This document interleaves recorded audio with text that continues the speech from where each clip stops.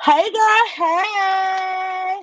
Welcome back, you guys, to season 12, episode 2. It's your girl. The script series continues on, you guys. We are still live in action to flip the narratives that our generation, has. This conversation most definitely will be a good one. I know I am ready, and I know most definitely my co-hosts are most definitely on go, ready, set, go. So now enough of me talking. I'm gonna let them do all the talking. So you guys can most definitely introduce yourselves. I can go first. Hey everyone, my name is Daniel.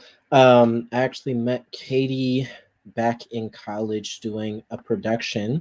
We were doing Dream Girls, great show, loved it. Um, I am also a recent graduate of Bowie State, so now venturing into life as an adult. Hey y'all, my name is Danielle. I am a senior at Clayton State University. Yes. I'm a member of Sigma Gamma Rho Sorority Incorporated, and I met Kaitie and A.R. Johnson like a long time ago. Hello, everyone. My name is Donovan Jackson. I met Kaitie through DHS Elementary School in fourth grade through Miss McKinnon's class. I am a senior at Fort Valley State University. My bad, the Fort Valley State University. I'm a senior major in electronics and technology. I'm a member of Alpha Phi Fraternity Incorporated. And a fun fact about me, both of my parents graduated from my rival school, which is Albany State University. Can't say that name at all, but and I want to work at a car freight plant in the future. Hey, you guys. My name is Alexis. I go by AR, and I'm a graduate from Grand Canyon University out of Phoenix, Arizona. I am an educator, and me and Caitlin have been knowing each other for years. That's my best friend, y'all. Yes. So as you guys can see, I have known pretty much everybody for a long, long, long, long time. Literally. All right, you guys. So thank y'all for introducing yourselves. Now, are y'all ready to get in these topics though? Because it's a lot to unpack here. All right. So we all have those exes that make us just want to cut up for real, like cut their throat literally. When it comes to relationships, some are better than others, but we all can agree that they do take work from both parties. Not only work, but they also require commitment, honesty, loyalty, all that good stuff. However, due to the fact some people do not honor these things in relationships, they leave others to have to pick up the pieces all over again. With that being said, co host, how can a person not punish their new partners for the mistakes and things their exes did to them? Anybody want to go first? Anybody want to take this one? I guess I'll take this one first. Like I tell my friends this all the time because we always have a conversation about this one question. And I always tell them you can't let what somebody else did to you affect what you have going on with something new. Because that person didn't hurt you. That new person didn't hurt you. That old person didn't hurt you. So you have to learn to heal first before you can move into anything new. You have to completely heal yourself. Like you can't take that past hurt and pain to think somebody else is going to do it. Give that person a clean plate. We all don't eat off the same dirty plate. So let somebody have that clean plate and give them that person that chance because you might be missing out on something that you trying to hold back on. Sometimes you just gotta let go and let God and just really heal yourself. Okay. Anybody else? That was good. Yeah, no, I don't know how to follow the clean plate. That was really good reference. Um, but I think I completely agree with that, and I think also in addition to that, um, being honest with yourself about the time that you need to heal. Um, Actually, around the time that I met Kaitie, I was going through a breakup of my own or whatever, and I wasn't being honest with myself about what I needed, and how to actually like process all of the feelings. And it took me a bit of time to be honest with myself about what it was that I needed, but in the process that followed of me just figuring out how I felt about everything and trying to understand the other person that I was in the relationship with, all of those things, I think it's really important to be honest with yourself about what you need, because at the end of the day, the only person you have to live with the rest of your life is yourself. um, and no matter how much you try and fight through it, it's always going to be there. So you have to really take time to address and process how you're feeling. So that way you can be open to an entirely new person and have space to learn them as well. Mm, I done said mouthfuls. Anybody else? Ugh, yeah. Okay, yeah, I'm gonna piggyback off of both of them. First, I'm gonna piggyback off of Daniel. He said a mouthful, y'all, because last year I had to come to that realization as well. Like, last year I was emotional the whole year, but that's because that was my year of healing, and I had to be okay with being emotional, telling people I'm not okay today. It's all right. Like, I'm not okay today. Especially if you used to being a strong one. And then, also, I'm a perfectionist, so I like people to be a perfectionist. So, based off what Danielle said, sometimes we can't go into things, expecting certain things to be on point because certain things wasn't on point from the last relationship. You gotta, give it time to work because you're not perfect. So one thing I love off the Tyler Perry movie, When I Get Married, is the 80-20 rule. If you go work with the 20, then that's the one. Write out a list of the things that you like about them, that you don't like about them, and if the good outweigh the bad, and that's what Mm. anything, not just in relationships, then um that's it. Ooh. Wow. Mm. Oh, y'all just stole words right out of my mouth. But I would like to add on and piggyback off what Daniel said, because I've been in a situation like that back in high school, where I was like the best thing ever to that girl, and she treated me like dirt. I mean, I did everything, like give her flowers, take her on dates, the whole 9 yards, and I just got treated like nothing. But I had to realize that that's not the right person for me, and I had to regroup and heal myself in all aspects, which is physically, mentally, emotionally, and spiritually. First definitely spiritually, because you always need to have a strong connection with God. That's always through anything that you do in life. And just, but to cut it short, because I still grow, you don't need to give the next person any type of business, any type of toxic negative energy towards them, because 9 times out of 10, they could be better than the last person you talk to. So, like someone said, give them a clean plate, give them an opportunity to show them who they are, what they can bring to the table for you, how they can grow you, how they can make you grow and make you a better person each and every day. Ooh. My co-host, y'all is on the ball already. At the point already. One thing I would say from my experience is two things. Give yourself grace and know your triggers. I think we're always healing. Like, I know people be like, come here. I feel like if you're healed over 50%, then you're able to move on in a way to where you can move on effectively, because the goal is to move on effectively, because life is going to always be life. Life is going to always happen to us. We always are going to have those moments where we self-reflect, or we reflect on past relationships, whether we want to admit it or not, or we want to or not. So most definitely give yourself grace. Know that it's an everyday type of thing. And also, too, know your triggers. Communicate those triggers.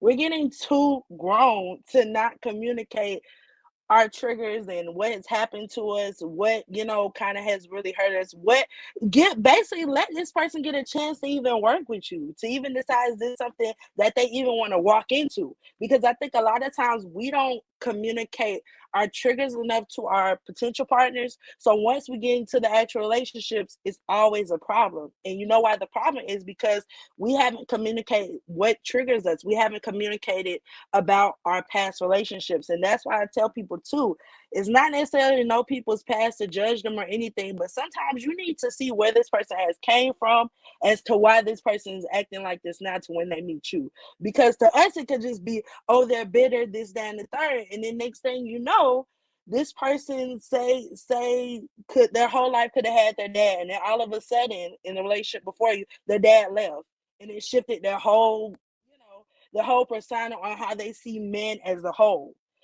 So stuff like that is stuff that makes sure that you're communicating with your partners. Like, what's a trigger? What is this something? Is this something that I'm still working on? And be honest with yourself.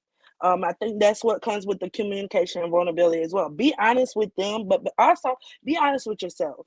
Um, and just be self-aware at it's going to take time. Like, you're not just going to be like, oh, I'm healed. Everybody's healing process is different, but as long as you're going through it, you got this. Like, honestly, you really do have it. But also, too, like my co-host say, you may be meeting that person. You really may be meeting the person that God intended for you to be with. But due to the fact you're so damaged, and then you don't want to be honest about it, and then you don't want to communicate it. I mean, you're just adding on other issues that revolve around the one issue is that I'm hurt. I've been through some crap. I've been through some stuff. Like, that job was no joke. To other people, it may seem small, but to you, it was big.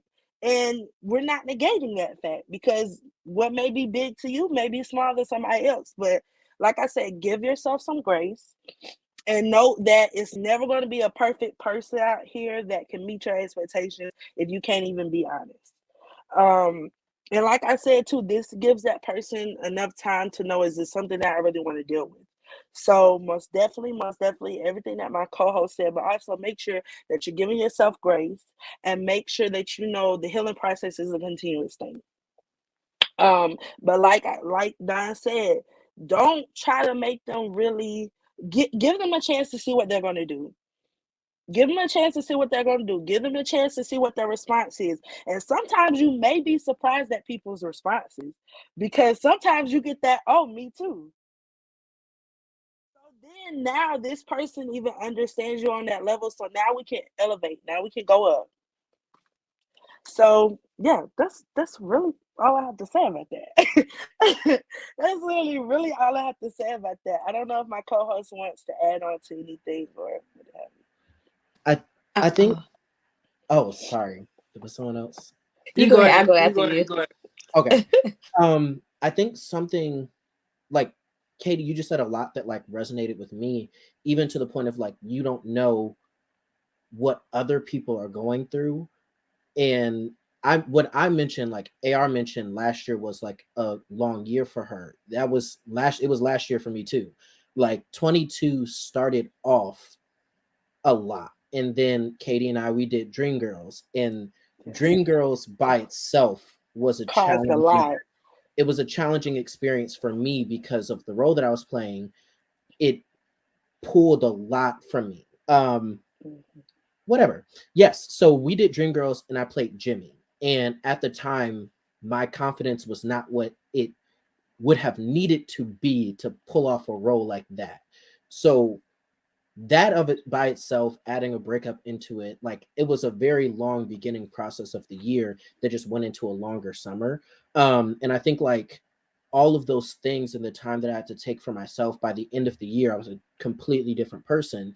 And one of the things that I had to realize, and I realized when I had my moment of growth, was when I realized we have to take blame out of things.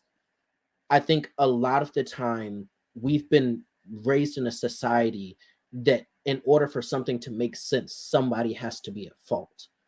And I don't think that's the case. And like taking it back, like everything goes back to God, and everything goes back to the word. Like Jesus never put blame on people. He was never like, this was your fault. He was going to the temples and preach to the priests, and they would be like, no, this isn't how it is. And he was like, you just didn't know better. And it's not your fault that you didn't know. And that's why I'm here to show you. And I think like I had a moment where I realized that there was somebody that I was talking to, and I was like, we aren't compatible. And that's not your fault just as much as it's not my fault. And I can't be mad at you because we're at a different point in our life, because all of our journeys are different. And so I think we address what the past is and having to address your past. But I think also the other part of your question, your original question, Kaitie, like how to not blame your ex, moving into the future, removing blame from the situation, like going in knowing that we all have our own journeys and we're at a point. Like we know that we have had growth. We know that once we're ready to be in a relationship, oh, we've gone through so much, we've grown, we've learned so much about ourselves. Giving the person that you're trying to talk to that same belief, like, you've had your own experiences too. You know more about you presently than I do. So let's be open and learn each other. And so, like, yeah, I'm gonna get off my soapbox now. I just thought about that. I agree wholeheartedly to what both of y'all said completely. To piggyback off what both of y'all said, also don't be afraid to take that time to heal. Healing doesn't have a time on it. So you have to be okay with being alone while you're healing. Like, you can't be in a rush to find somebody else or say, hey, oh, I want somebody, I have to be with somebody. Some people do crave love, but you have to crave the love for yourself enough first before you can crave love with somebody else. You can't say, oh, I want to be in love, but you need to be so in love with yourself to when somebody does come along, you're ready to love them properly, ready to move forward properly, ready to be in a healthy relationship. So you have to be okay with being okay. You have to be okay with being alone and being by yourself. Ooh. I like that. But I'm gonna just piggyback what you just said. I'm gonna say this: self-love always comes first before anything. Remember that. If anything you take from this podcast tonight, self-love comes first. Because you don't want to jump into a relationship when you're 50% growing or 50% healed. Because especially in this generation, I'm gonna say this.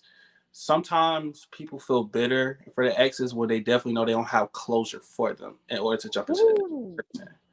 Closure is the number one thing you have to do when you want to move on for your ex. Otherwise, you will feel bitter. Otherwise, you'll talk junk about this girl, what she did. That's not very healthy. That's very toxic.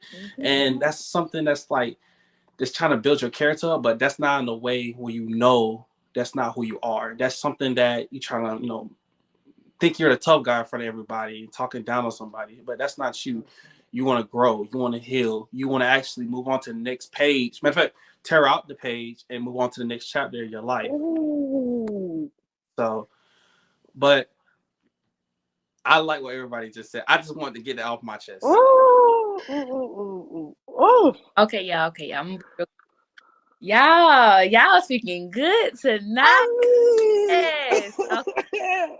All right. So first, I'm gonna pick back up what everybody said, y'all, because y'all just don't know this is good to me. Okay. So Don, you did real good. Okay. So I just had this conversation yesterday. Like, my friend had told me, she was like, a relationship tells a lot about you. She was like, if a relationship have you feeling a way, especially in your self-esteem, that's because you don't have as much self-love. Like, you're not like deeply rooted within yourself. Like, you haven't like really like found who you truly are. A relationship shouldn't like truly like move you and get you out of whack of your self-confidence, your self-esteem and everything. So I like that you have to fall in love with yourself. And then Danielle, let me tell you, last year, like I said, it was emotional for me, right? And so I was lonely. I can't tell you how many days I was emotional because I wanted to be like that sometimes. Have me a good time. Now, I could have, but I had to be uncomfortable. So a lot of times we have to be uncomfortable to heal. Healing is not comfortable. So we have in it. And like I was saying, you got to give yourself grace. You got to know your triggers. And y'all, everything y'all was saying,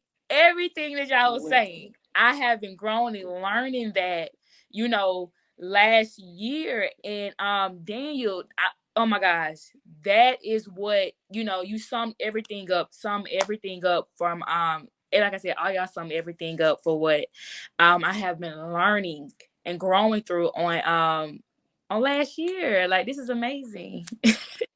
I want to add this last little piece because Don, you said something and it kind of just reminded me, when you're trying to move on and you getting that closure, you got to learn to forgive too, because forgiveness is just not for that person, but it's also for yourself. So you can't expect somebody to give you an apology. You got to learn how to forgive yourself and forgive them and move on, because forgiving is not about just, I needed to apologize. They don't owe you that. Everybody doesn't owe you that. So you got to owe yourself that forgiveness so you can move on. Let that go. It happened way back then. Let that go. Let that hurt go and move on. You have to learn to forgive yourself and forgive them. They don't have to know that you forgave them, but between you and God and on your knees and while you praying, you forgive them because God forgave you. So you need to forgive yourself and forgive them too. And just keep going. Life is so many lessons to teach and learn. Just keep going. And every relationship is something that you have to learn based upon. You hit it right on the mark. Listen, y'all about to make me cut up. Like, I was about to get out my chair and be like, y'all can have it. Because what? Man, dang, you literally stole the words. I was really about to say forgiveness. Like, everything kept just hitting back to that. Like, do we forgive enough? Like, oh my gosh. Like, what? Y'all. I'm about to sit here and eat up all this. Because y'all is eating for real. Because what? All right. While you just step on my toes, baby, it's processing. Oh man, that was good. Oh, that was real good. All right, y'all. So we got a little more work to do, but y'all. All right. So the next one, guys. It says, "What do you call a man who always says he loves you, but still cheats and lies to you constantly, especially when he can't get his way? I feel like he is trying to get back at me." Guys, any y'all, which one of y'all want to? I think if getting down to like the point blank honesty of everything, like just being fully honest and transparent, I don't think there's a name for, like, there's a specific name that I could think of. I know like everyone has their own version of what they would call him, and I'm pretty sure we have all heard it multiple times. But I think, and it goes back to what I was saying about blame. I think it's someone that doesn't know what they want, or someone that hasn't processed their own pain. And we always talk about this, like this cliche that hurt people. But I don't think people actually take time to understand what that saying is, because this is very off topic, but not off topic, but somewhat related. Going back to slavery, we talked about like how owners would break down their slaves, and it wasn't out of anger, it wasn't out of hate, it was out of fear. It's so much easier to claim that you're mad and claim that you're angry than to acknowledge that you're hurt. And I think there are a lot of men that have, and not saying that this is an explanation or an excuse, because everyone has the right and has the ability to make good choices. However, I will say that I think men, especially Black men, have been raised in a world where you are either expected to be horrible or you're expected to be perfect. And it's so easy to, especially in the Black community, to not acknowledge how you feel. Acknowledging feelings has been seen as a weakness for generations. And it goes back to that slave mindset where you have to be strong to be worth something. And I think there are a lot of guys today that it's so much easier to hurt somebody than to let somebody in. Now, I'm not saying that that's an excuse. I'm not saying that guys are right for what they do. I don't disagree. I mean, I don't agree with cheating. I never condone it. I don't think it's ever a right thing to do. I think that there are so many other ways to address how you feel. But I think a lot of the time it is a situation where it's somebody that A, is not ready for a relationship, and B, is also not emotionally mature enough to acknowledge that they're hurting. So yeah. Dang, you took the words right out of my mouth again. Okay. So, to piggyback what Daniel said, we do live in a generation nowadays where you see, most of the men, they will not open up to people who are really close with or people who they feel communicating to. Instead, they want to take, frustration, anger, pity on another beautiful woman who doesn't deserve that treatment. So But what should I call that in particular individual who don't know what they want or just doing it just for the heck of it? For me, and this is just my opinion, I think that's just very toxic.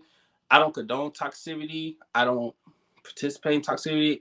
Me, I'm a type of person that like to be straight up in particular situations when it comes to whatever, school, relationships, friendships, whatever. It's just very toxic to just sit there and just treat the person like dirt. It makes my stomach hurt because that's not the type of person I am. I was raised to be a respectful young man, and my grandma, God rest her soul, gave me an old saying before she passed. She said, "Treat the person just how you want to be treated," and it sticks with me every single day because treating a person like dirt, and there's such thing as karma, and karma is something that will bite you in the rear behind. So, but it's just toxicity, and it's something that hopefully the next generation can clean that up about. So yeah. I will most definitely say, sis, run. Okay. That is my best advice to you. Is to run. I mean, don't jog. Mm. Run. I mean, run full fledged, like you have lost your mind. First of all, you are worth so much more than that. That is not love, just to let you know. At all. Um, that is a person that is very, very, very, very, very, very non-mature. And really needs to do some self-evaluation, but without you. He could be a good person, but he's not your person. Mm. So I will say Yes. this to say, um, I can't tell you what to do, but I can tell you from experience dealing with this type of person, this person needs to be by themselves without you so that they know the difference between what a good woman entails, and they'll appreciate it more so that they can know how to take care of a good woman. Because right now they're not doing that. So once that's snatched away, those privileges, trust me, they gonna feel it. But also too, they need that time to kind of self-reflect, to heal, to start. Matter of fact, forget the heal, start the healing process because obviously it ain't been done. Most definitely, most definitely, most definitely, it will get worse. It will not change, especially if you tolerate it. I Mhm. literally was in a relationship for literally a year, tolerating, tolerating. Yes, me. Yes, I'm putting my business all out there because yeah, it needs to be said. I was tolerating a guy just like that. I mean, get me out my character, had this girl come in my Facebook, everything. I mean, anything that you could possibly think of, he did, literally. So I will say that to say it's not worth you going to jail because I was about to go to jail. I was It is too. I not was worth. too. I'm telling you, it is not worth your sanity. It Mm-mm. is not Protect worth that your peace. well-being. Listen here, protect your peace, sis. There you go. I said it. I know I was gonna say it sometimes. Protect your peace, sis, because I'm telling you, once you feel your peace being protected, and once you've been in that menu for a little minute, baby, ain't not anybody can just address you or Okay. even walk over that line, come in your space. Because baby, that's where I'm at right now. I'm just like, if I see any inch of aggravation, and I'm not saying you gotta be perfect, but any inch of toxicity and aggravation, baby, you gotta go. I worked too hard to get to this place, and if you think you're just gonna walk back in this mud easy and disrupt what I done built, because this is the thing, what Danielle said, when you're single, learn to continue to heal, learn to be self-aware, learn everything about, relearn yourself. Because sometimes we forget ourselves in these relationships, then we get out and we act like we don't need to relearn. Relearn yourself. What you may have liked before, you may choose to say, you know what, I don't like that. I'm never gonna be with a person that have that trait. Never. So I say that to say, run, run. You're worth more than that. That is not love. I'm telling you, that is not love. Because, baby, when you feel real love, baby, you're going to think that was a joke. You're going to think that was a joke. I'm telling you, ask these married folks out here. They will tell you, in order to get to their person, they had to let go of people like that. And you have to let go of people like that and be consistent with it. Because you have to literally desensitize yourself to accept certain things. Like you literally, that's why when you're single, you really have to do that work to be like, man, do I already see those signs with this person? Because half of the people that we talk to don't even make it past talking stage. If we really being honest. Most of them people should never even got my number. Like if I really be even more honest. And literally it's stuff that I knew. Most of these people, like people gotta understand, especially if a collective of people know this person and everybody look at you like you crazy. Look. I'm trying to tell you. Because 9 times out of 10, they know something that you don't. And people don't always just be trying to be nosy because you have those genuine friends like me. I have a classy way of saying it to you. So that's a whole nother topic about friendship. But I will say this. I will most definitely say desensitize yourself to accepting people like that to even come in your space. People like that for you to even be with. Because then you'll get so used to it to then you'll end up marrying somebody like that. I'm telling you right now, you got a lot of married folks that done did that and they can tell you it's a living hell. Literally. And even though it may not, it may irritate you a little bit now, it's going to irritate you a lot later. And you just have to sometimes tell people, you're a good person, you're just not my person. Even if you leave this person and you start talking to other people, take the time to heal because the healing gonna be continuous. But learn to most definitely something that I feel like I'm getting better at, and I'm feeling literally okay with it. Saying, you know what, you're a good person, you're just not my person. That's true. And that's what we leave it at because we too grown not to communicate. And I'm just telling you, you're not my person. You're a good person, but I did that before. I'm not doing that. And that's not necessarily, I guess, blaming them for whatever, how they are. But like I said, they're a good person. They're just not your person. And if you've been through something before, why are we continuing this cycle, sis? We just desensitized. What are we doing? So I say that to say, never put yourself in a situation again. Once you learn it one time, like, you know that saying, fool me once to blame it? No, I say fool me once, that's it. It ain't no twice. What who does it twice? No, we're not doing it twice anymore because it's not safe out here in these streets to be doing stuff twice. You do it once and that's it. I done learned my lesson. I'm not gonna learn that shark no more because every time you have to keep learning that lesson, that junk gonna keep hurting even more. Like, who got time for that? Who got time for that? And also, too, I almost definitely say doing this desensitizing yourself, pray about it. Even stuff that you may not know may have bothered you about it, or you may not know what things kind of steer you towards that type of person. Pray about it. Be like, God, just clear my pathway of those people. Help me be okay with saying we're walking away. And yeah, that's all I can tell you about that. But sis, yeah, I mean, go. Your track star. Run. I mean, I definitely agree because to add on to what y'all said, I feel like it comes down to knowing worth and allowing access.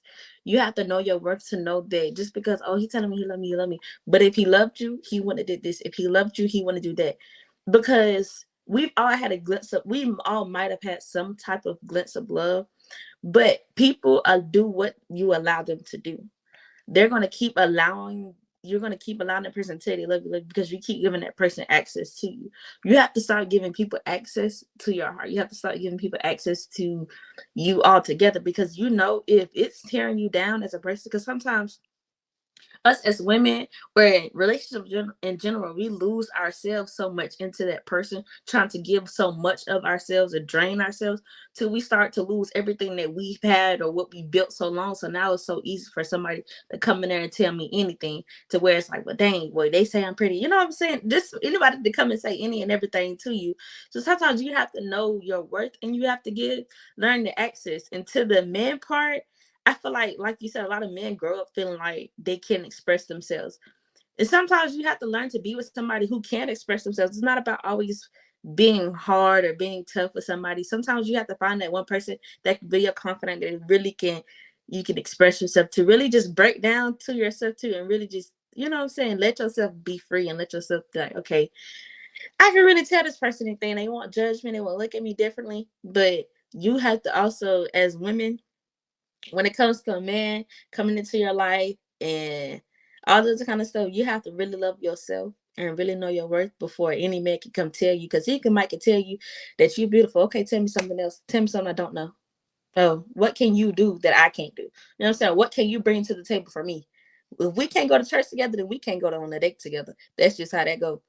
If we can't go to church, then we can't go on a date. Like, because any man that'll put himself before God, any man that'll pray with God and won't admit and will not scared to admit that God is in his life is a man for me. That's just that simple, because that man won't hurt me. I'm not saying he's perfect. I'm not saying that he won't make mistakes. That's going to happen. But making this mistake of hurting me, oh no, baby, we ain't doing that.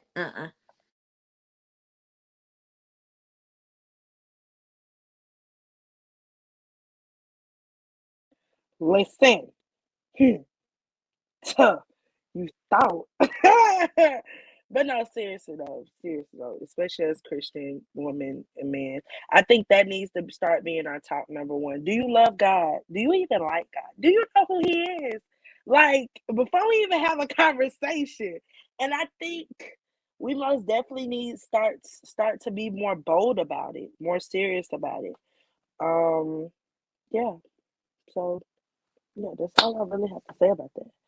All right. So let's move on to the next one. All right. So the next one, you guys, somebody asked us, should you ever try to work out a relationship where you have made your expectations known and they haven't been met? No. Hard no. He's ghetto. Every kind of no there is in the book. No.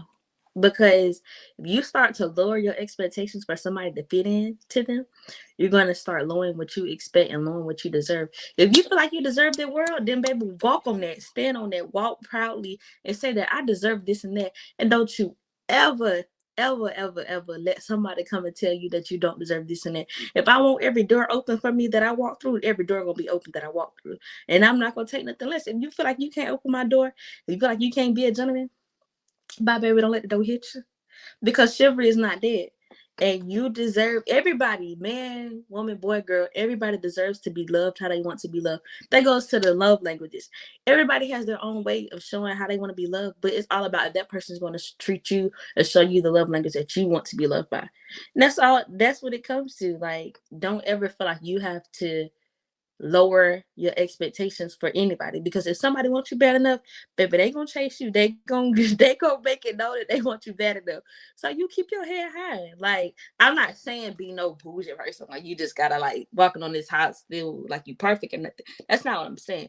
But what I'm saying is you have to, what's the word, know what you're expecting so you don't expect nothing less.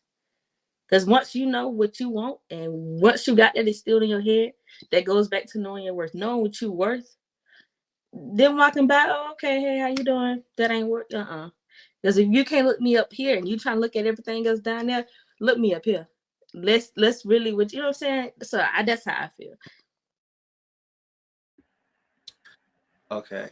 I'm not gonna lie. This is probably the most difficult question because I was thinking about this all day. Now, when I say a hard no, no, but I would just say no, not aggressively no. Like Daniel said, if you actually want me, you actually have to dedicate yourself, put the work in, to actually if you want me. Now, I watched. Y'all can relate to this movie, Acrimony, or Taraji Pitson. I don't know the husband's name, but what I witnessed throughout the whole movie, or at the beginning of the movie, Taraji Pitson, she was so dedicated to her man. Like, I'm telling you, like, when her mom passed, gave her all the money, this, that, and the third, and her, I'm gonna say boyfriend, which was husband. He was so at the lowest point, but he loved every single he loved her. So basically, he worked so hard, but however, it paid the price. It took all her money, and during the more money that he took from her, I'm pretty sure Taraji P. lowered her standards for her, well, lower her standards for him. But I guess at the same time, it was like, I think you owe me something in return, or why we not at the top, why we're not growing. And so it made me think to myself, she didn't have to do it. She could have just not given her the money and told her to work from scratch, work from, well, I'm gonna say from the bottom or whatever. But I guess what I'm trying to say is no, you should not lower your standards for anybody, because at the end of the day, the way how you was raised, the way how you carried yourself, you can't lower it for one person, because what if that one person doesn't work? What if that one person can see that you lower your standards and will mess around and stab you in the back, or mess around and not only lower your standards, lower your sanity for yourself, the way how you carry yourself, the way how you treat yourself, the way how you look out for others, and the way how you move around people, especially the person that you dated or your loved ones. So I would say no, you should not lower your standards.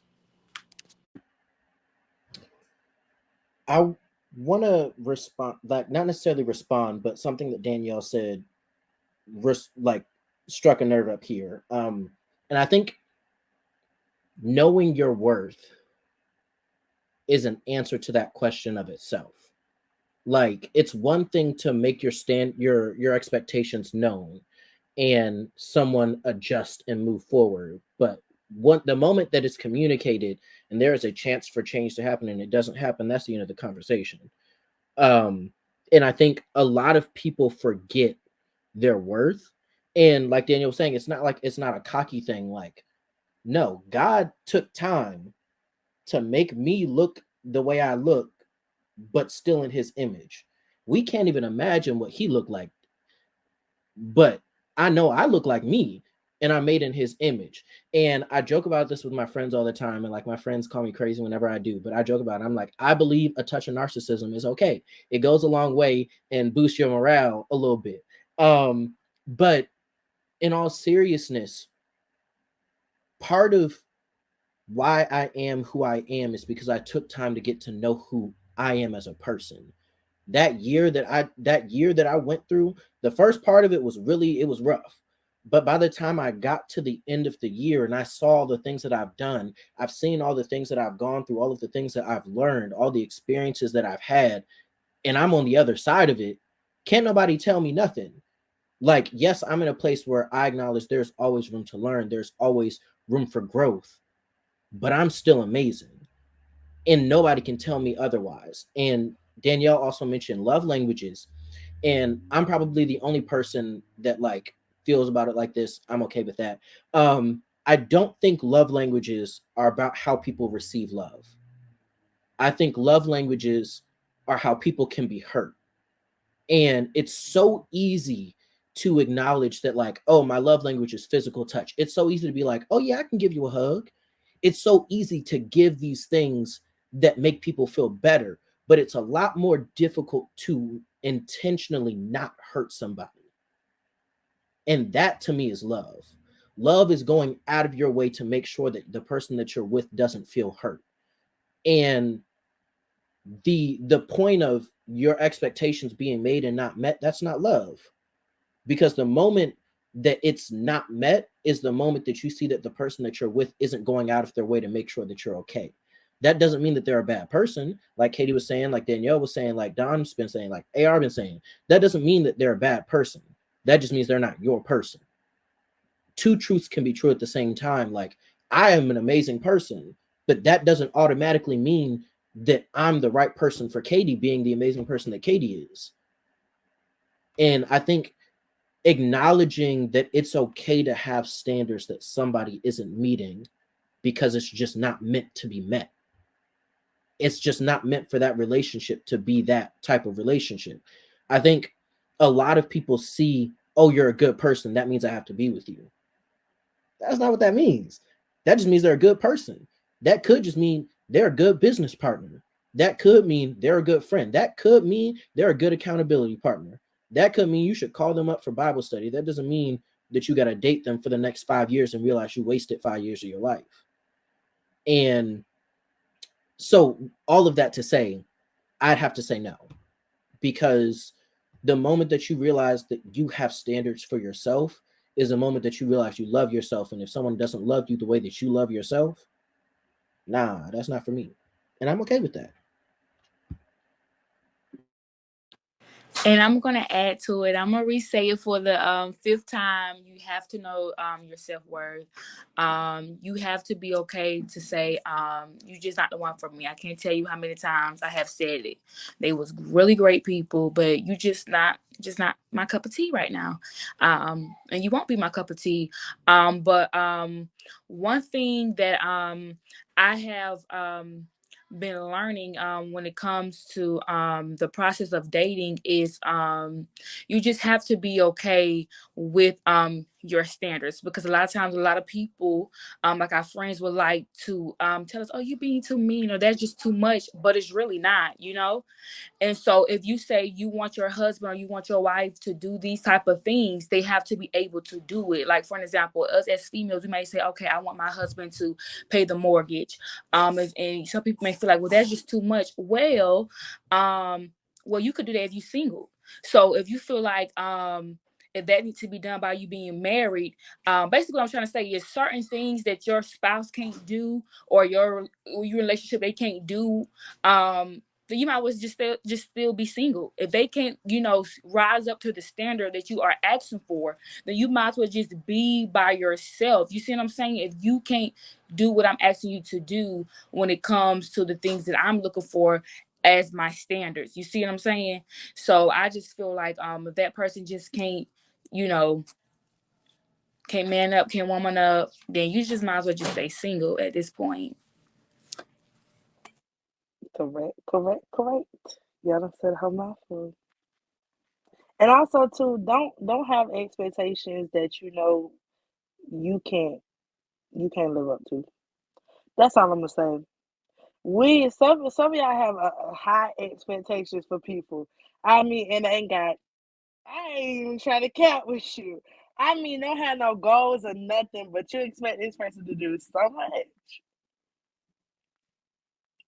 Like, just mute yourself real quick, you know? I mean, seriously, cause like I can't stand those type of people. Like, I know for me, I can't stand to be with a man that's not goal driven. Cause what are we doing? I'm about to be a lawyer in 3 years. What are we doing? You're not about to live off of me. I ain't trying to be funny, but that's not what we doing. And like she said, Alexis, like you said, it's all about teamwork. If we're doing what we have to do for each other, because at the end of the day, you have God and you have each other. So at the end of the day, if we're agreeing on something, that's different. But sometimes with our expectations with people who are dearly meant for a season, be so like so far out there. And I had to learn that, like Danielle said, sometimes they're not high. This person literally just cannot meet them at all. And like Danielle said, sometimes they're not supposed to. Sometimes God slams that door dead in our face. And it hurts sometimes too. Cause we be like, okay, GOD, like I thought we was on the same page. And God be like, no. I was just trying to test to see if you was gonna fall for it again. And 9 times out of 10, we be falling for it until we finally get it. So I say that to say, like, take into consideration everything that my co-host has said, because like they're hitting it on the nail, on the ball, on the nail. All right. So next one. Women. This one is for us. Somebody said, how do you keep your confidence being a woman? Lord. Oh, baby, how much time we got?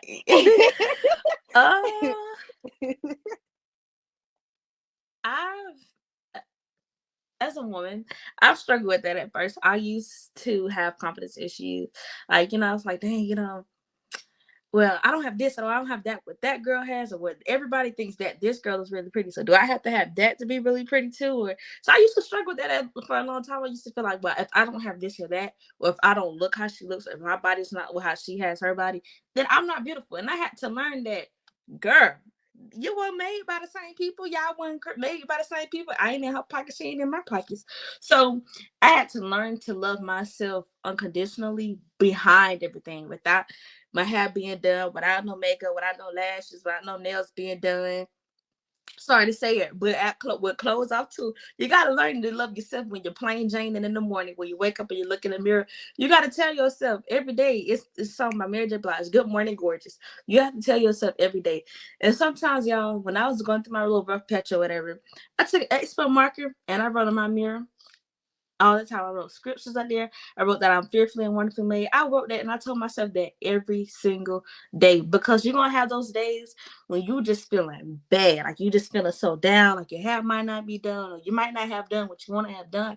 But you walk in that mirror and you tell yourself every day you're fearfully and wonderfully made, and you're beautiful inside out, just the way God made you. So don't ever try to fit yourself into somebody else's image, because you're going to lose so much of yourself and hurt yourself along the process, because everybody, just because that girl might be this way or that way, she might be having confidence issues herself. So you have to learn to look at the box, because you wake up by yourself, you go to sleep by yourself. You have to learn to look at yourself and tell yourself that you love yourself. You're beautiful. I'm so sorry to go back to this movie reference, but you was smart, you was kind, you was important. Remember that every day you have to tell yourself that, because you can really lose yourself every day going out, especially when you're in school and you got in so many different clubs, so many different organizations. You got so much going on around you that you forget to take the time for yourself. And like somebody said earlier, you have to remember to take the time for yourself and do things that you love. Fall back in love with yourself. You can date yourself. Ain't nothing wrong with dating yourself. Ain't nothing wrong with taking yourself out, going to get you something nice, buying you something nice for once in a while. Cut your phone on do not disturb, but really take that date out to love you. It's okay to date yourself. Date you till you have that confidence so fast that can't nobody come in there. A man could be like, especially if you say, if you're trying to flirt with somebody and they be like, well, now they don't want your number. Think about it. Well, that's his loss. That ain't mine. That's his. You have to be that so high on yourself till you just got to know that I'm her. I'm her. I am. I'm him. You know what I'm saying? You got to be so in love with yourself and so in tune with yourself. I hate to say it, but you got to be a little conceited with yourself. You just got to, because somebody can see that in you, and you just got to walk in it. You know, you got to walk into that.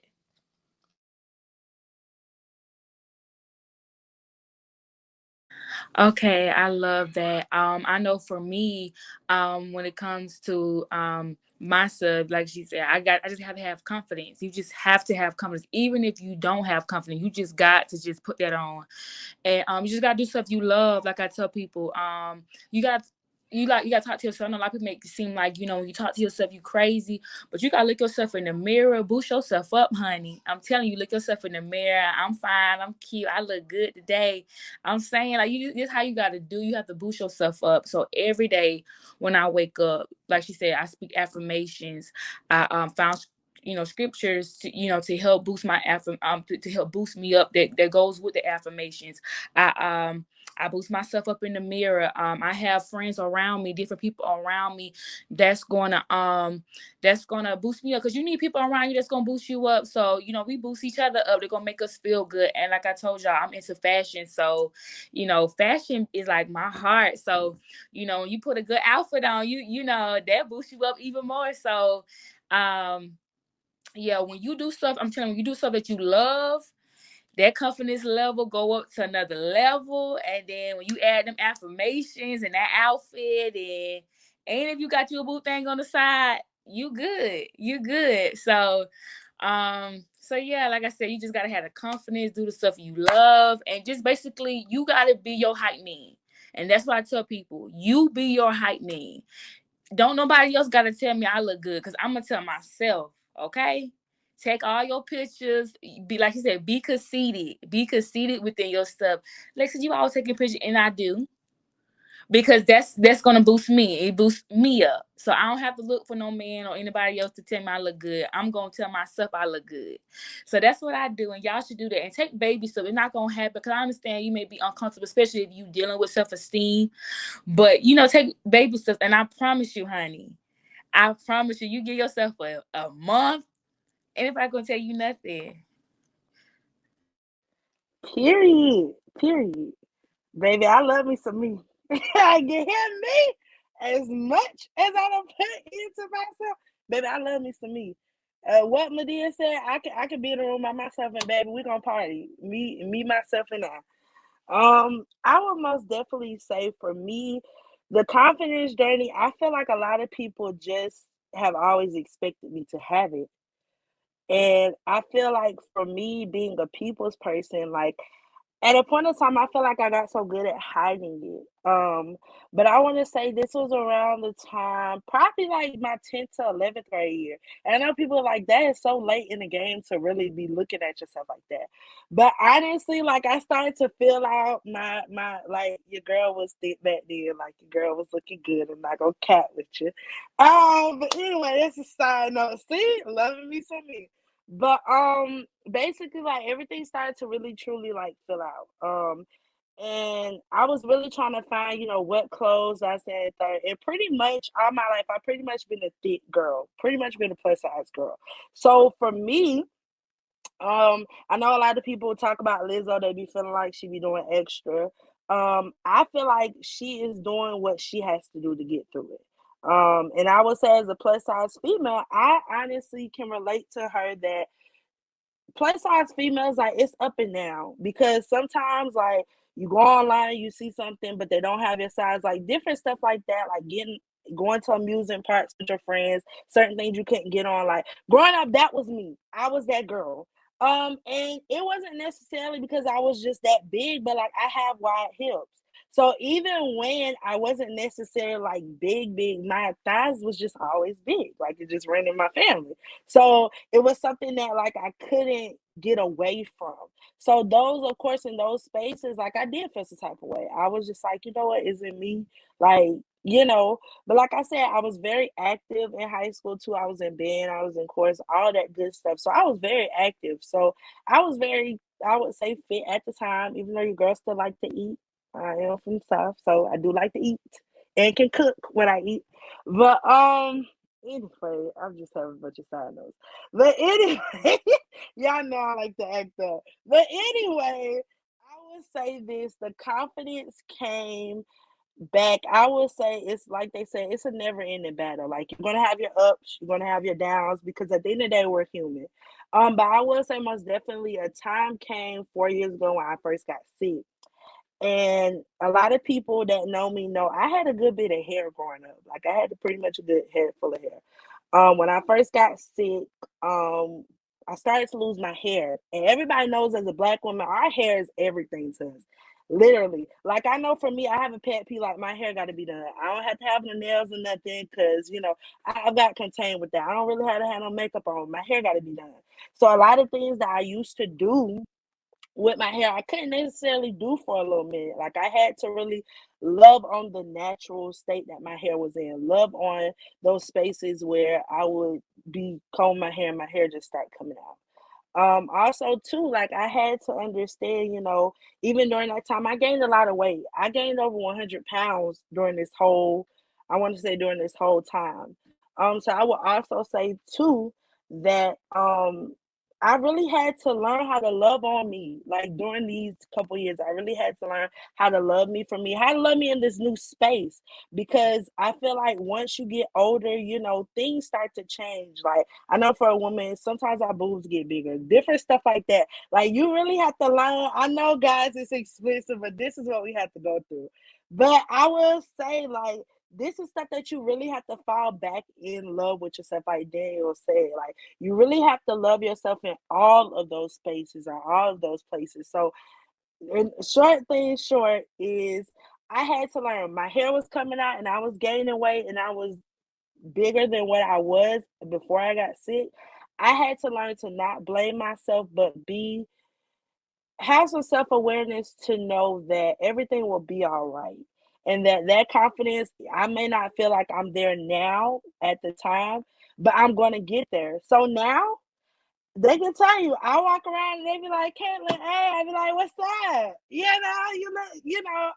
It's just something about hyping up other women for me.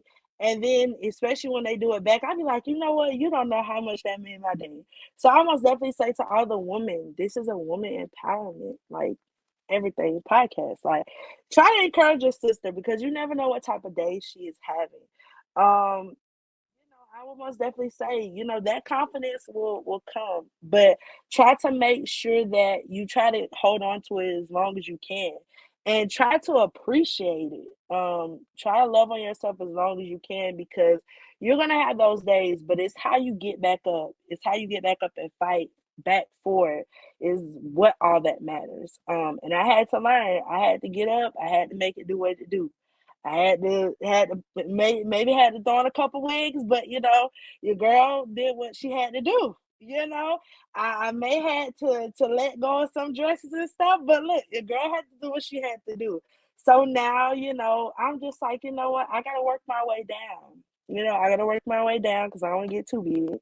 But I may have to put down the fork a couple days, stuff like that. Like, I know though, like, I know for me, like, I can say that now, but if you had told me to say that like a year or two ago, I would have probably bust out crying.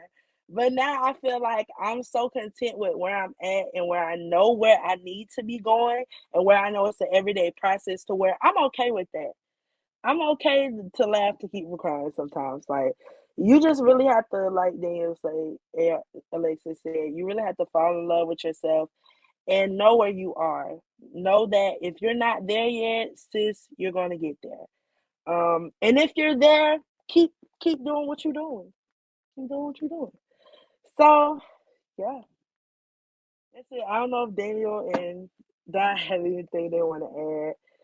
I don't know if they have anything they want to add.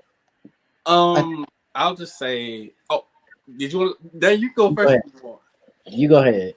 Okay, it's gonna be quick. It's gonna be quick. Yeah. I was just gonna say this. First of all, to all the women out there, I like to say, despite if you don't have this type of physique or whatever, you're beautiful no matter what. God made you beautiful and unique in His different creative ways. For example, you can just have a pure heart of gold, or you can just have the brain like Oprah Winfrey, or any other African American role model, Madam C.J. Walker. You can have any type of smartness, creativity, or whatnot. He made you beautiful and unique in His own ways.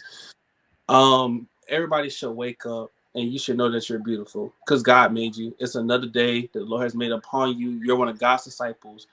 Perfect. The way that God has made you, literally. Every day I'll wake up and say, man, I thank God for allowing me to keep the same face that I had for the past 20 years. I thank God for allowing me to have the same body, the same shoes, the same whatever. Nothing he can take away anything from me. And I just want to say that everybody is beautiful in their own unique way. And and I understand, women can be emotional and they can also be down a notch. And that's something that I'm learning with because I learn, a couple of things about women each and every day. I'm not saying I know the X's and O's because we don't, because that's not my gender. I have a little sister. She has her little up and down days, but I'm learning everything about her, even when she's 15 years old. But I also tell her every day, I say, hey, you're beautiful. Hey, you look stunning. Hey, I like the shirt that you're wearing. Hey, I like your outfit. It's just sometimes I try to do the little things to keep her day going, to put a smile on her face. 'Cause at the end of the day, I'm a big brother. I'm a role model. I actually want to look out for her. I actually want to put confidence in her because I actually want the person who she potentially dates, marries, or whatever. I want her to be treated. I want him to treat her the same way I'm treating my little sister. To install her, to make sure she gets the same confidence she get from a future lover, boyfriend, friend, whatever. You're beautiful in your own unique way. I think yes to that as well. Like yes to that. Women are a rare and amazing thing to have in someone's life. My mother is one of the most amazing people that I know. My sister, so strong, crazy. Like,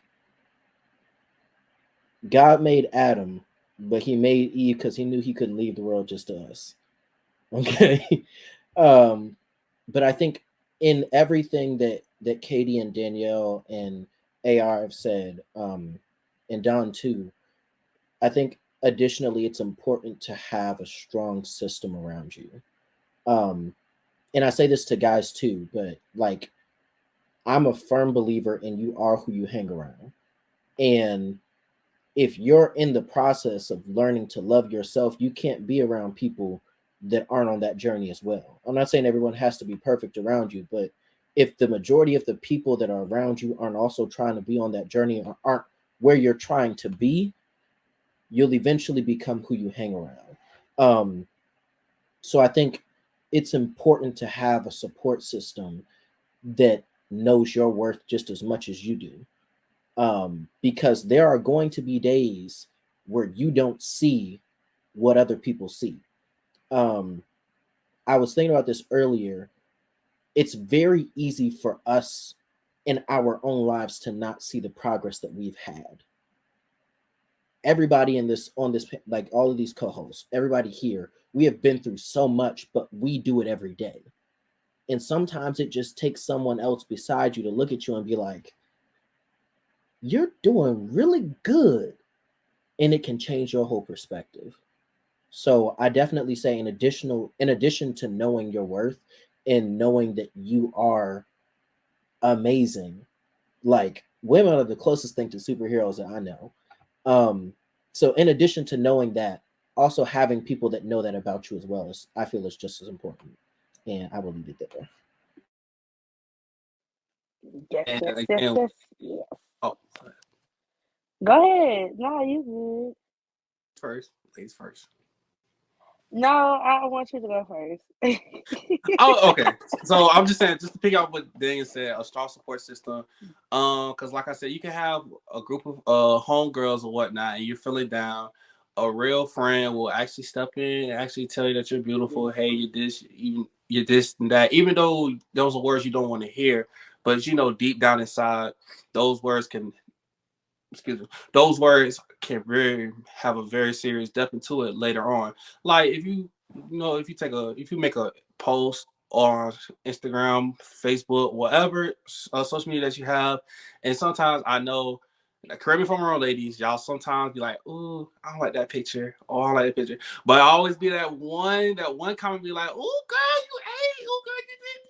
And you know that's something that's a in my opinion, I think that's a confidence built into that person when we like, okay, I am beautiful in that picture. I do look great in that picture. I should do that again. I should take take another pose or another setting or wear a different dress, uniform, whatever.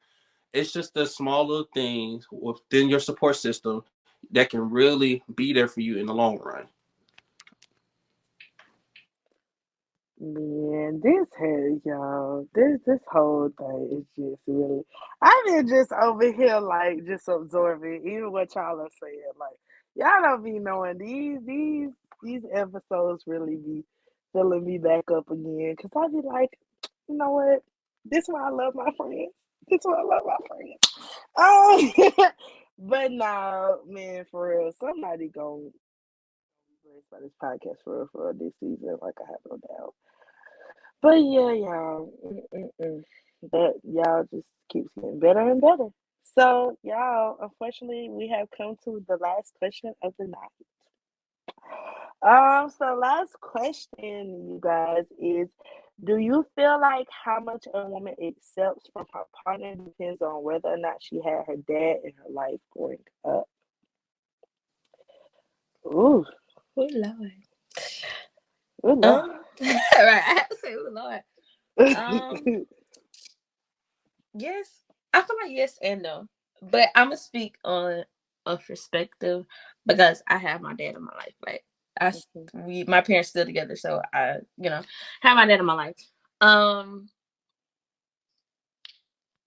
I do feel like that plays a role in what I will and I will not accept, because I'm quick to say my daddy do it, or it's fine. I call my dad, or Dad, I need this, or Dad, I'm this and that, and he'll make heaven and earth move just to get whatever I need. Like, my dad is my superhero, because I have been blessed to not have, had no loans or whatever. My dad was blessed enough to just pay my balance or whatever I left had at school, and paid it. Whatever it was, I didn't have to think twice, ask twice. He did it. Now, I'm not gonna say sometimes me and my dad be butting heads. I ain't gonna lie, sometimes we don't have, like, sometimes our relationship is a little rocky sometimes. But at the end of the day, that's still my dad, and I'ma always love him. And you just have to realize and understand that if you do have your dad in your life, cherish that, because everybody don't. And so if you have that dad that's in your life and he takes you out on dates and show you how a man's supposed to treat you, open your doors and stuff like that, know that that's what you deserve. And know that if your dad can do it for you, don't ever let no man say he cannot do it for you. My dad would sit there and make sure I got my oil changed, and show me how to make sure my things, and check my oil so I can check my own oil. He'll show me how to check the oil. So, you know what I'm saying? My dad would teach me a lot of things that I need to get done, check my tire pressure and stuff like that. So I'm not just easily influenced by what a man can say he can do for me. Oh, I can go check oil. Nah, baby, I can check my own oil. I can change it too. So it's not just about what a man can say, but having that male role model in your life to help you go through and go up, it's important, I feel like. And everybody doesn't have that. That's why I'm so grateful sometimes. But I ain't gonna lie, I'm being a little devil's advocate. Sometimes dads don't understand. Like, I'm the only girl. I'm the only granddaughter. I'm the only niece. I'm really the only girl. So growing up, my dad really didn't understand that I was growing up. He still think I'm 12. He want me to wear pigtails. He don't like me to have weave in my hair. All that. My dad still think I'm a little kid sometimes. But sometimes I feel like as fathers too, they gotta learn to let us grow up. We make mistakes. It's okay. We're gonna learn from those mistakes. But I feel like sometimes you gotta give me that room to grow as well. Because trust me, you raised me right. I ain't just out here, you know what I'm saying? So you gotta make sure you taking that, what he instilled in me, and I'm instilling it as I grow up, or as I walk through life. I'm instilling what he instilled in me, to let him know that, hey, yes, I might make you mad sometimes, or I might not listen to you sometimes, but what you tell me and what you instill me, I'm always have that with me. I'm always having it with me. So I'm not easily hurt by what a guy says. That's why I just be like, okay, like, but God tells me I to say okay, because I have nothing but brothers. So it's very hard for me sometimes to connect with people, because I have a dad and I have so many brothers that they'll do it for me. So I was like, okay, you can't do it for me. Why not? Like, I'm quick to say that. And I don't know if that's a good or bad thing, but I'm quick to say, okay, well, you don't got to do it. I get my dad and my brother to do it. Like, that's fine. Like, because I feel like that's what I deserve. And I feel like that's what I was raised up on, because, like, my dad literally, he'll do whatever. So it's like, okay, if you ain't gonna do it, I'll get my dad to do it. We just won't talk no more. That's just that.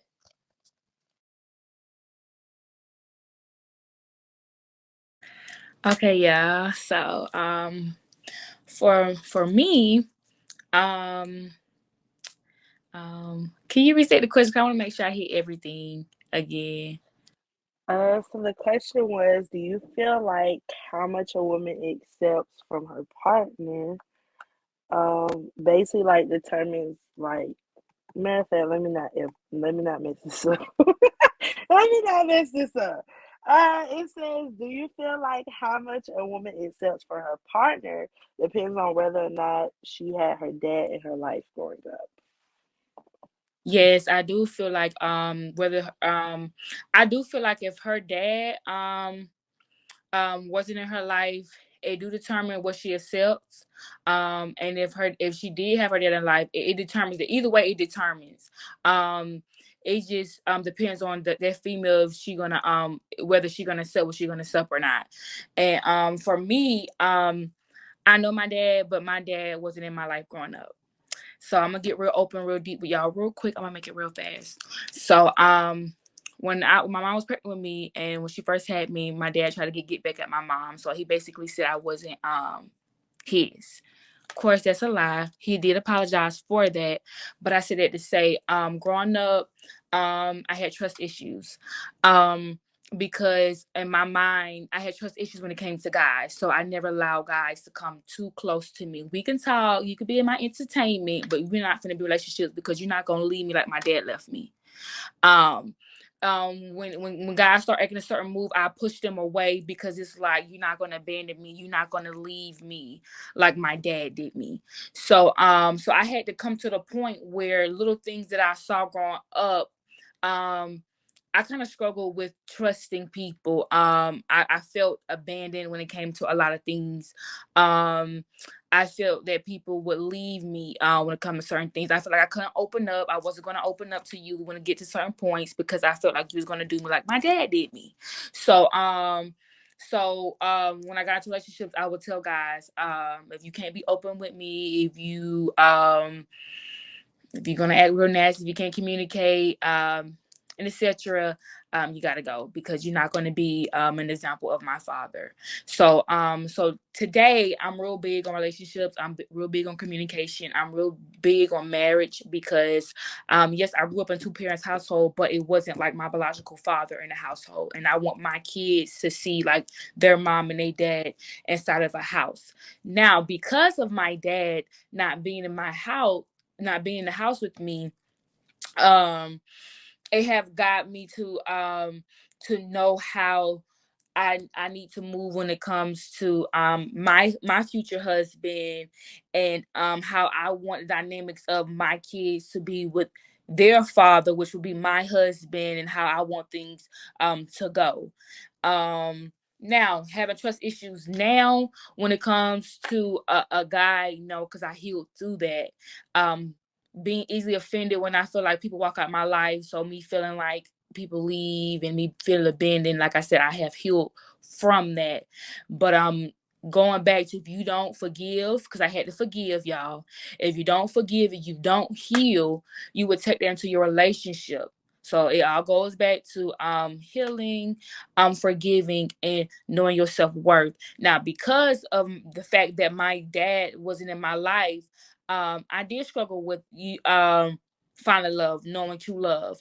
And because of that, I could have been out here hoeing around doing whatever else, but I always knew my self-worth. So I always was like, oh no, I'm not going to be that one. I'm not going to be caught up in a place like, somebody like my father or whatever else like that. So you got to know your self-worth so you won't continue the cycles. You got to cut that generational curse. And anyway, so that's pretty much how I feel. So I grown from that. And because I went through a thing like that, my family, we ain't going through that. We ain't dealing with that. Woo. Ooh. Ooh. That was a lot for me to take in. And I think that's just due to the fact where I am. A lot of y'all know my parents been married for a long time, like 30 years plus. Man, and I've seen the ups and downs of marriage, and I think you and Alexis there, I think, Don, I think I can know, like, marriage is not easy, especially when you're the kids of people who've been married a long time.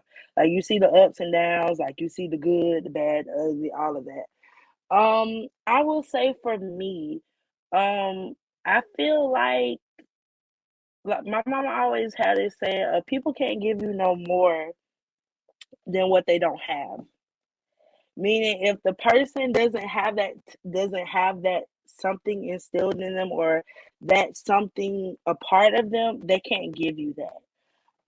And I'm learning now with being more content and trying to really process stuff before I react.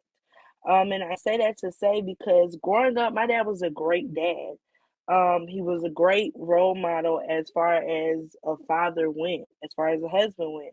But of course, now me being older, me being vulnerable now, things have changed. The dynamic has shifted. The dynamic have changed. Your parents can be married, but your dad can still kind of be out of it once you get older. It's just life. That's how it is.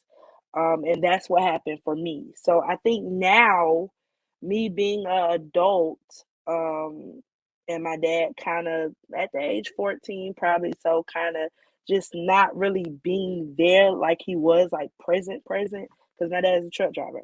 But not really being present, kind of in those spaces where I felt like I really needed my dad. I feel like in those spaces, I didn't necessarily make the best decisions.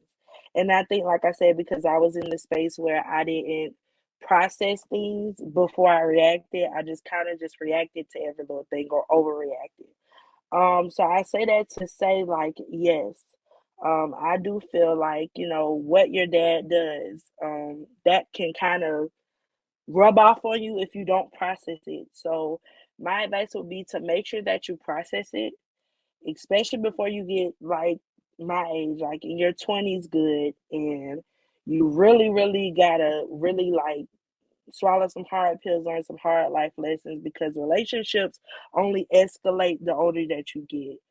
Some good, some in good ways, some in bad ways. So I say that to say, just that goes back even to the question of just not letting past people that have contributed to your trauma, to your hurt. Try to make sure that you don't always carry that on your shoulders. Meaning you can have it in a locked box, but don't unlock it just because something happens, if that makes sense.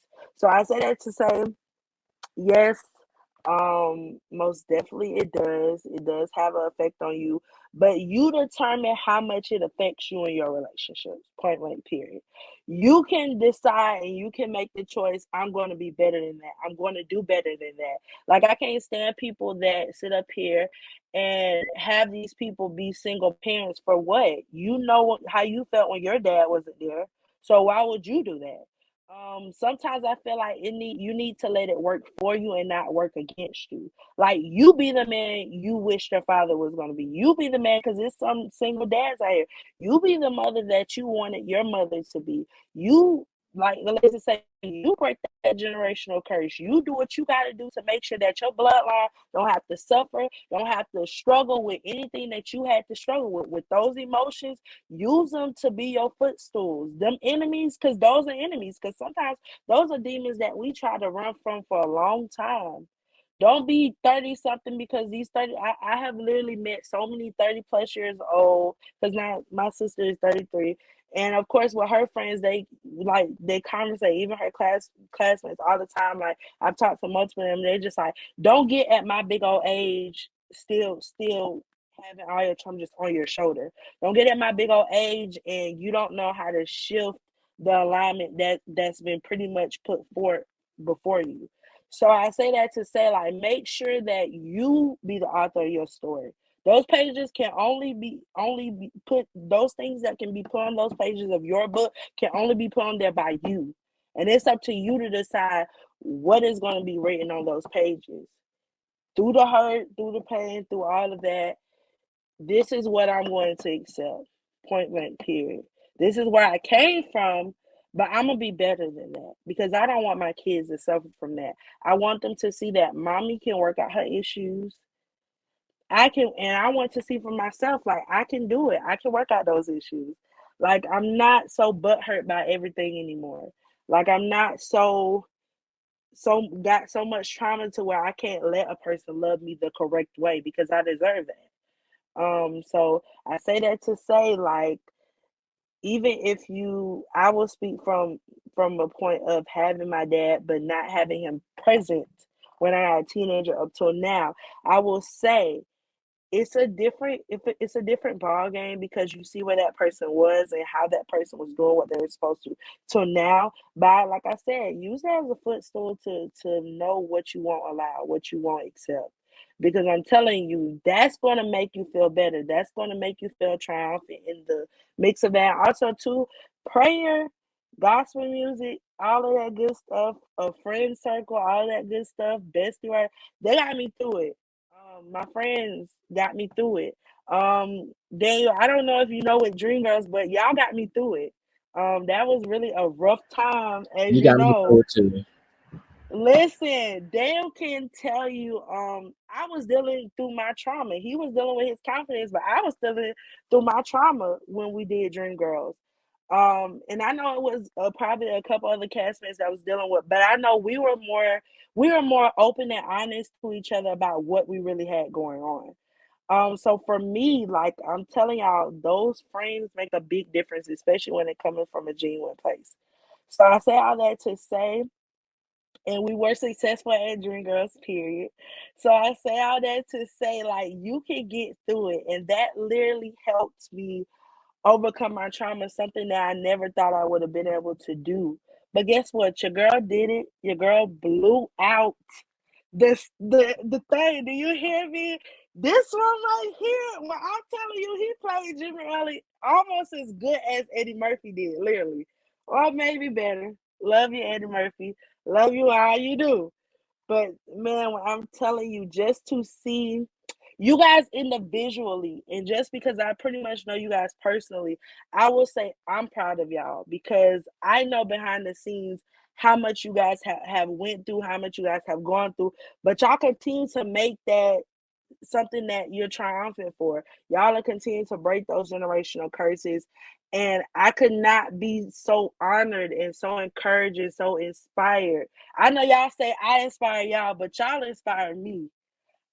Just because in different spaces of life, I know individually, like you guys know, and you know everything is always a process, but sometimes when you, like I said, when you got those friends that can relate to you and pray you do through that thing, you'll be all right. So yeah, I say that to say we're gonna choose to be triumphant. We're gonna choose it to work for our good and not against our good because that's what we deserve. Point blank period. So yeah. I do want to point out something that you had said.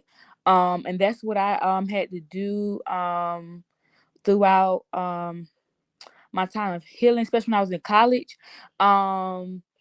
I know, like for like my father and just for different things, like for past like family hurts or different things.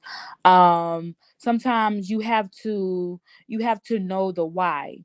You have to know the why. So you have to just reflect, like just think back on, okay, why did they act a certain way? Why did they say what they said? You know, and like I was saying, you got did back in the past. So why my dad, me personally, why he didn't step up to the plate and did what he's supposed to do for my life? And I had to think back, well, growing up for you, you felt like the black sheep. You know, your parents wasn't really there as you wanted them to be for you. So so how can you know how to be a father when you really didn't get that parentship that you wanted growing up? So how can I expect something from you when you don't even know how to do it?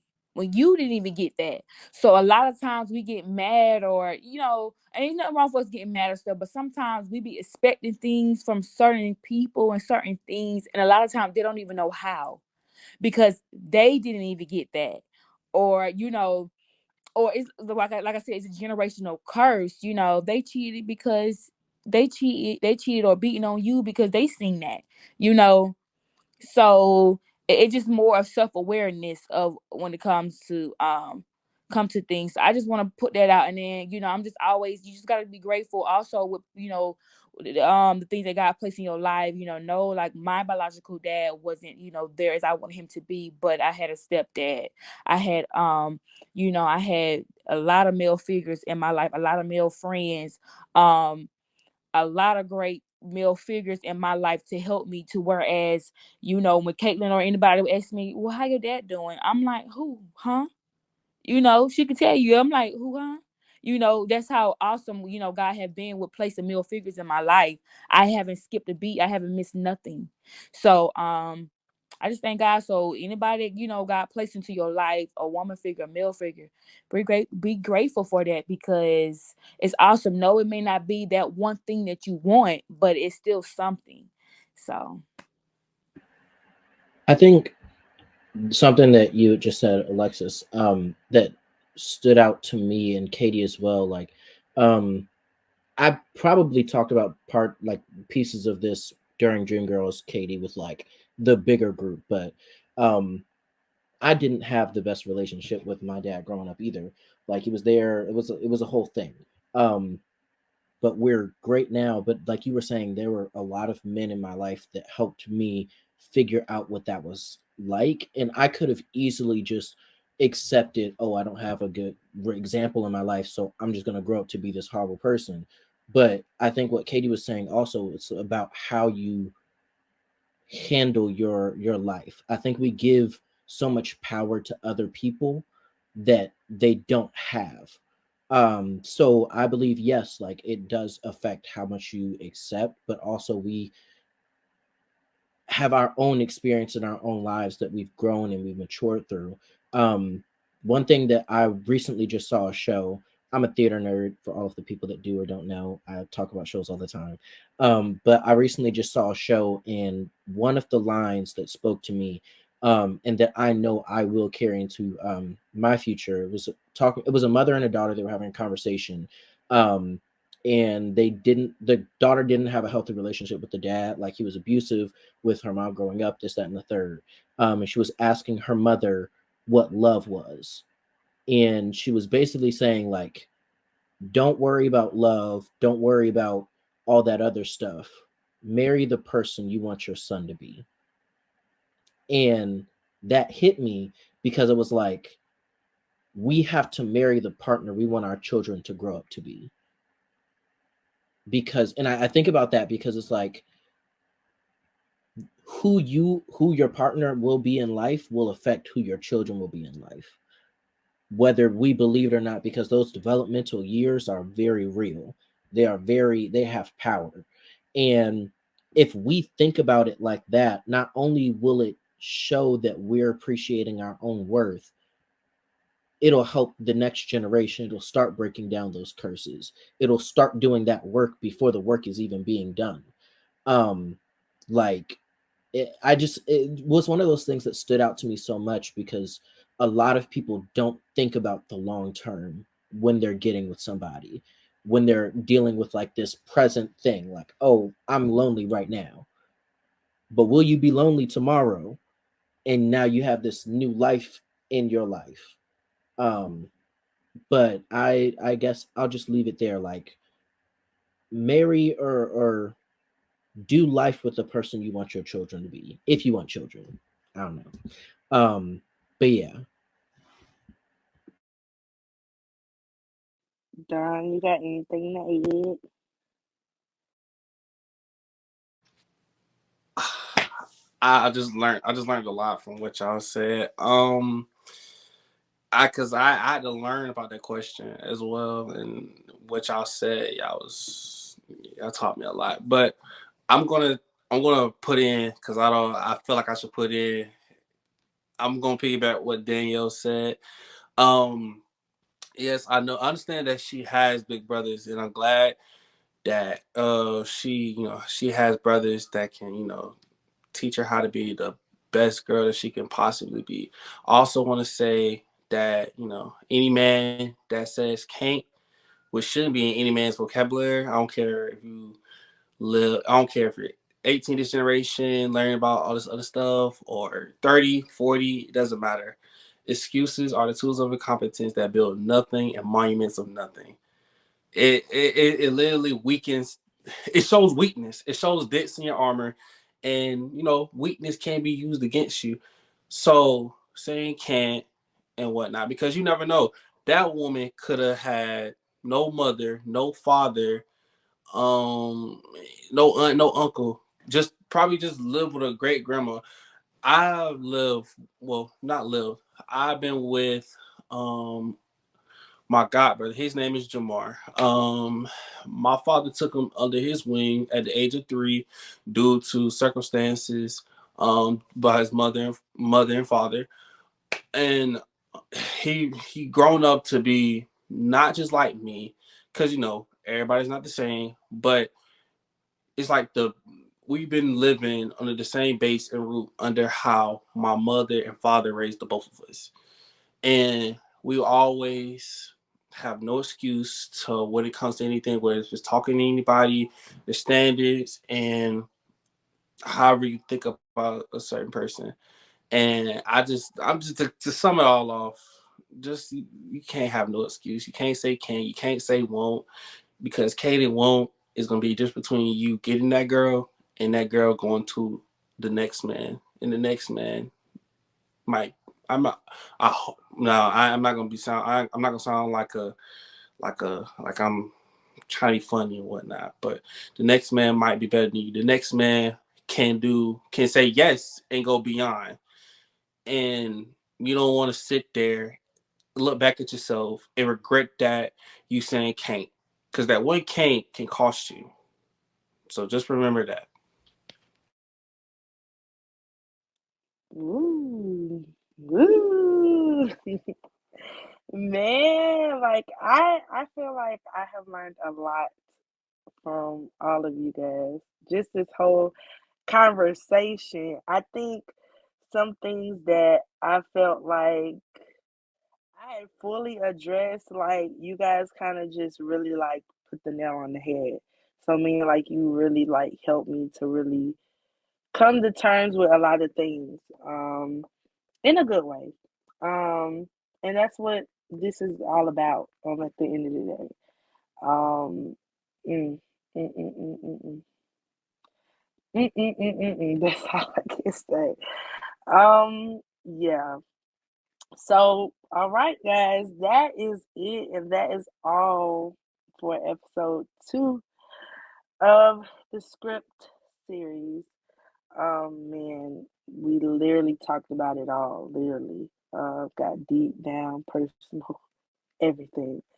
I would most definitely say that this most definitely was a great convo, overall, and I know when these viewers see this, they're gonna be like, man, like, oh, cause man, I'm gonna go to sleep thinking about some of what y'all said. I'm not even gonna count with you.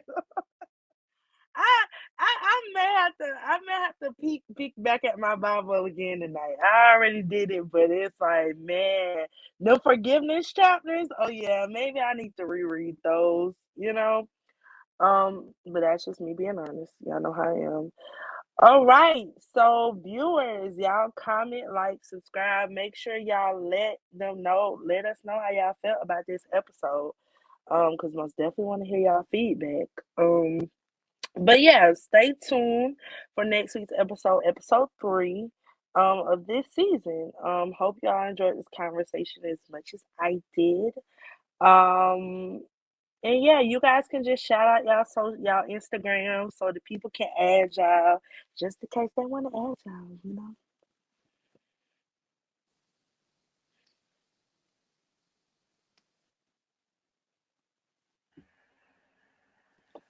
Oh, my my Instagram is under my name, Daniel._Lamar. Yeah.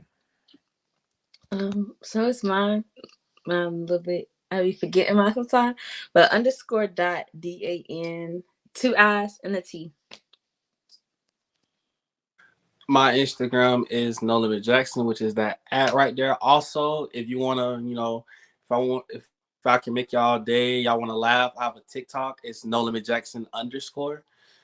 But if you want to talk or want some advice or whatever, feel free to hit me up or hit all of these beautiful people, because I'm pretty sure I just surrounded myself with 3 more smart people. And one thing my grandma also said to me is, you always want to be not the smartest person in the room, because you also want to gain knowledge and a lot of information for other people, which I gained just tonight. So if you need any advice, learn from, just hit me up or hit these 3 beautiful people up.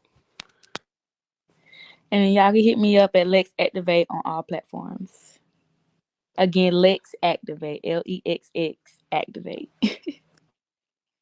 Period. All right. So y'all did. I already told y'all what to add them. Now don't be sliding in my people DMs acting crazy now, cause I'm a nut up on y'all. Like I fights about these. Okay, just let y'all know. But no, all jokes aside, y'all hit them up if y'all need anything, any advice, anything. I'm telling y'all, they will try to. They'll be real as possible, but they're gonna make sure that you straight. And nothing wrong with that. All right, so that's it. That's all. Y'all tell everyone bye. Bye, y'all. See y'all in the next episode. Bye.